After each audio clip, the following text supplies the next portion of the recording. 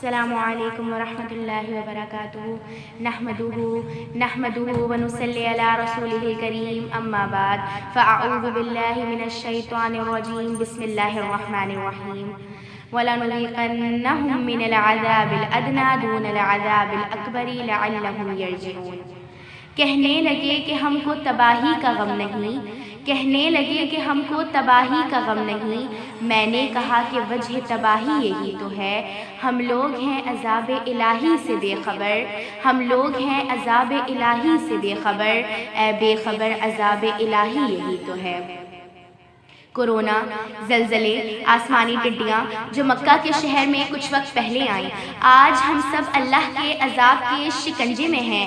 کائنات عرضی پر نظر دوڑائی تو ہر شخص تکلیف میں نظر آیا، کہیں سیلاب زدگان کی حالت دیکھ کر دل زار زار ہوا تو کہیں طوفان سے لوگوں کو بے یارو مددگار چیختا چلاتا روتا دیکھ کر آنکھیں اشکبار ہوئیں۔ اچانک ذہن میں یہ سوال آیا کہ یہ سیلاب، یہ طوفان، یہ زلزلے کیوں آتے ہیں؟ لیکن اللہ تعالیٰ کی کتاب قرآن حکیم نے اس کا بھی جواب دے دیا کہ ظہر الفساد فی البر والبحر بما کسبت ایدی الناس، کہ لوگوں یہ سیلاب، یہ طوفان، یہ زلزلے آنے کی یہی وجہ ہے کہ انسان تیرے اعمال اور میرے اعمال۔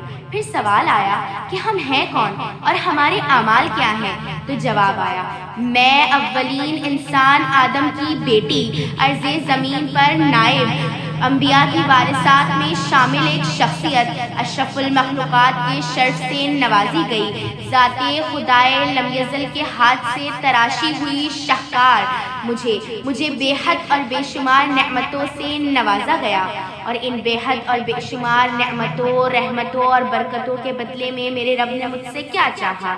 صرف اتنا چاہا کہ لوگوں کے ساتھ بھلائی اور رب کی شریعت کی حفاظت۔ مگر جب نظر اپنے اعمال پر گئی تو کیا نظر آتا ہے؟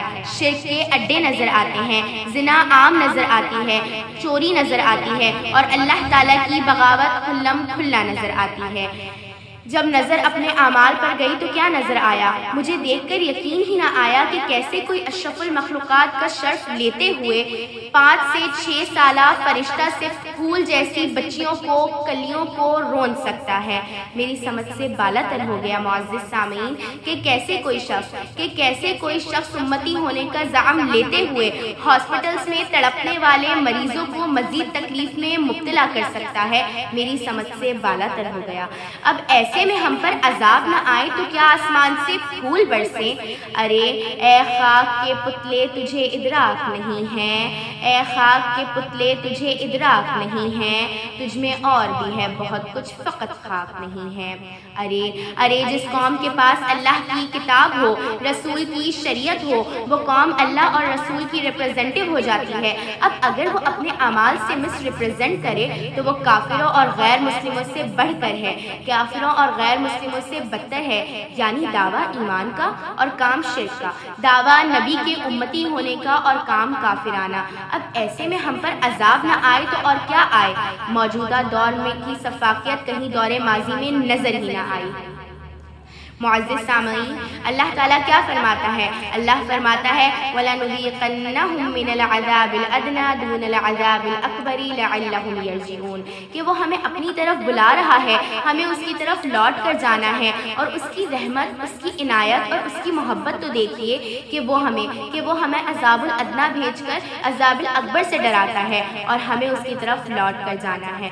آخر میں ایک شعر عرض کروں گی کہ کیا خوب کہا ہے، ذرہ ذرہ نہ رہو مثل چٹان بن جاؤ، ذرہ ذرہ نہ رہو مثل چٹان بن جاؤ، قطرہ قطرہ نہ بہو آب رواں بن جاؤ، ایک ہو سب کی زباں ایک ہو انداز بیاں، ایک ہو سب کی زباں ایک ہو انداز بیاں، جس کی نظیر نہ ہو ایسا بیان بن جاؤ۔ آپ کی سماعتوں کا شکریہ، والسلام علیکم۔